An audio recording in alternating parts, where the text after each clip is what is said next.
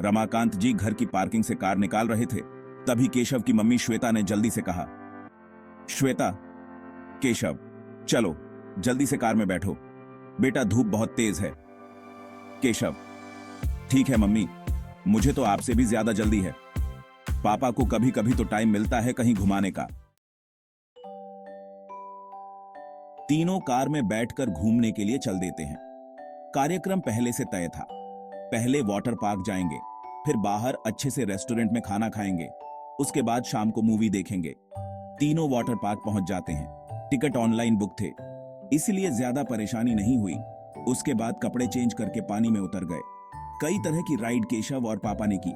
श्वेता को डर लगता था, इसलिए वे दूर से ही आनंद ले रही थीं। उसके बाद तीनों पानी के बड़े से मैदान में जा गए, जहां ऊपर से बारिश की तरह पानी गिराया जा रहा था। तेज म्यूजिक बज रहा था, सब डांस कर रहे थे।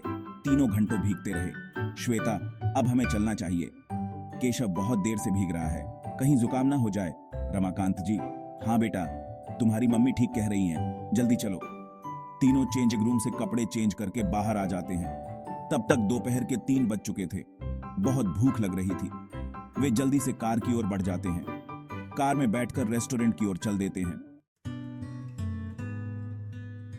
रास्ते में कार एक जगह जाम में फंस जाती है। कार की विंडो से केशव बाहर की ओर देख रहा था। वहां उसे कुछ बच्चे सड़क के किनारे बैठे दिखाई दिए, शायद भीख मांग रहे थे। केशव ने ध्यान से देखा तो पता चला पास ही में एक बर्गर चाट बेचने वाला ठेला लगाए खड़ा था। केशव ध्यान से उन बच्चों को देख रहा था। उसने देखा एक उसकी ही उम्र का बच्चा जिसकी गोद में एक छोटी सी बच्ची थी।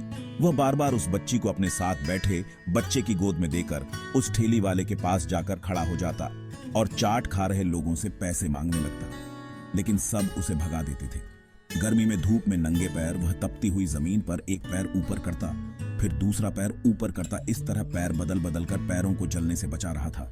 कुछ देर बाद वह वापस आता, उस बच्ची को वापस गोद में लेता, शायद वो उसकी बहन थी।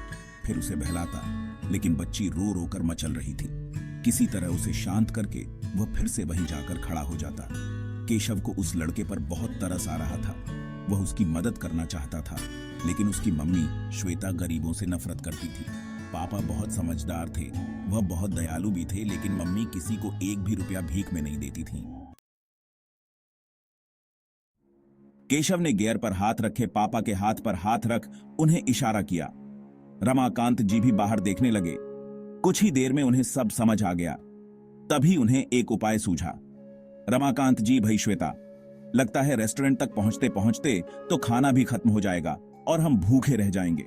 ऐसा करते हैं, यहीं ठेले पर कुछ खा लेते हैं। श्वेता, आप भी कमाल करते हो। ये लोग कितने गंदे होते हैं, इनके हाथ का खाना कैसे खा सकते हैं। कुछ देर की बात है, अभी जाम खुल जाएगा। केशव, मम्मी कुछ नहीं होता, ये लोग भी अच्छे होते हैं। ऐसे तो मैं इतने बड़े स्कूल में पढ़ता हूं, उसकी कैंटीन में कई बार खाने में कॉकरोच निकल चुका है।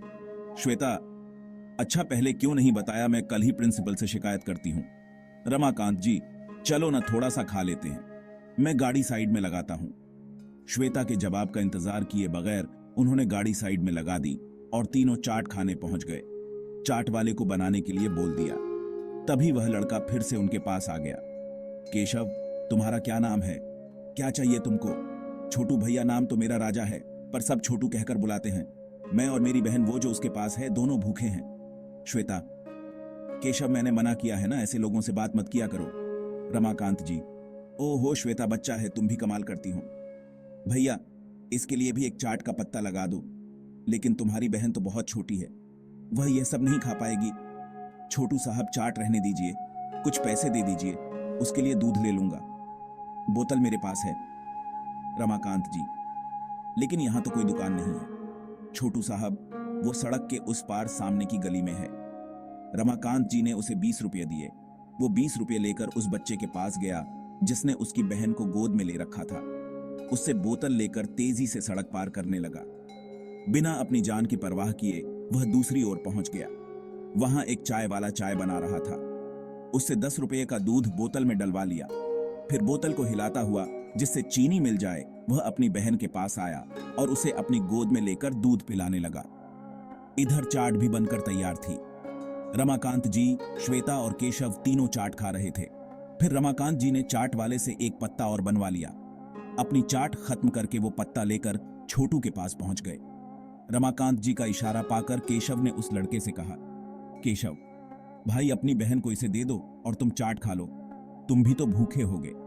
छोटू ने अपने साथ वाले लड़के से कहा, छोटू चल आधा तू खा ले। भैया मेरी बहन को संभालने के चक्कर में ये भी भीख नहीं मांग पाया, आधा ये खा लेगा और आधा मैं। रमाकांत जी बहुत नेक विचार हैं तुम्हारे, ये पूरा इसे दे दो, मैं तुम्हारे लिए दूसरा पत्ता बनवाता हूं। श्वेता दूर चाट वाले के पास खड़ी चाट खाते हुए दोनों को गुस्से से देख रही थी। रमाकांत जी एक और चाट का पत्ता बनवा लाए। रमाकांत जी ला अपनी बहन को मुझे दे, इसे हम संभालते हैं, तू भी खा ले। केशव और रमाकांत जी उसकी बहन को दूध पिलाने लगे। चाट खाकर छोटू बोला, छोटू साहब आप बहुत अच्छे हैं, आपने मुझे 20 रुपये दिए, इससे तो शाम के दूध का भी इंतजाम हो जाएगा। आपका बहुत शुक्रिया। केशव लेकिन छोटू कल क्या होगा? छोटू भैया भगवान ने जैसे आज आपको भेज दिया वैसे ही कल किसी और को भेज देंगे। छोटू की बात सुनकर केशव गहरी सोच में डूब गया। उसे उनके कल की चिंता सता रही थी। रमाकांत जी ये सब देखकर बोले, रमाकांत जी तुम्हारा कोई नहीं है, माता पिता कहाँ हैं तुम्हारे? छोटू साहब अभी तो कोई नहीं है, मेरे पिता हमें छोड़कर चले गए, 1 साल पहले मां मर गई। केशव पापा आज की पार्टी कैंसिल करके हम इनकी मदद कर सकते हैं क्या? रमाकांत जी को अपने बेटे पर बहुत गर्व महसूस हो रहा था। तभी वहां श्वेता आ गई। रमाकांत जी ने उसे सारी बात बताई। पहले तो वह नहीं मानी, लेकिन पति और बेटे की जिद के आगे उसे झुकना पड़ा। रमाकांत जी दोनों बच्चों और उस छोटी सी बच्ची को कार में बिठाकर मार्केट पहुंच गए। वहां उन्हें नए कपड़े दिलवाए, चप्पलें दिलवाईं। तभी उन्हें कुछ याद आया। उन्होंने अपने एक मित्र को फोन किया। उससे बात करने के बाद उन्होंने बहुत खुशी जताते हुए कहा, रमाकांत जी बेटा मैंने इनके रहने खाने का इंतजाम एक एनजीओ में कर दिया है, वो इनका बहुत ख्याल रखेंगे, इन्हें पढ़ाएंगे। केशव लेकिन वहां तो बहुत खर्चा लगेगा। रमाकांत जी नहीं बेटा, वे सरकार से मदद लेते हैं, फिर कुछ लोग दान भी कर जाते हैं। अभी वे लोग आ रहे हैं इन्हें लेने और कल मेरे साथ चलना, हम भी 10,000 रुपये उनके कार्यालय में जमा करा देंगे। श्वेता इसकी क्या जरूरत है, फालतू पैसा लुटा रहे हो। रमाकांत जी तुम नहीं समझोगे, अगर मेरा बेटा बस पार्टी में जाता, वहां की सीख अपनाता, तो बड़े होकर ये भी बस पार्टी ही करता। आज इसने पार्टी के पैसे एक न एक जगह खर्च करवाए, किसी की मदद की, इससे बड़ी खुशी नहीं हो सकती। कुछ ही देर में गाड़ी आ गई। रमाकांत जी बेटा चिंता मत करना, वहां तुम बहुत अच्छे से रहोगे, हम तुमसे मिलने आते रहेंगे। यह देखकर छोटू की आंखों से आंसू बह रहे थे। उसने रमाकांत जी के पैर छू लिए। छोटू साहब आप भगवान हो, मेरी बहन की जिंदगी आपने बचा ली। यह दिन पर दिन कमजोर होती जा रही थी। रमाकांत जी मैंने सब इंतजाम कर दिया है, वहां तुम्हारा पूरा चेकअप होगा, पौष्टिक खाना और दूध मिलेगा। तीनों गाड़ी में बैठकर चले गए। श्वेता मुझे माफ कर दो, मैं गरीबों से नफरत करती थी, लेकिन मेरे बेटे और आपने ने मेरी आंखें खोल दी। आज से मैं भी सबकी मदद के लिए तैयार रहूंगी। रमाकांत जी ये तो बहुत खुशी की बात है। चलो अब खाना तो हो गया, क्यों ना आइसक्रीम खाई जाए। यह सुनकर तीनों हंसने लगे।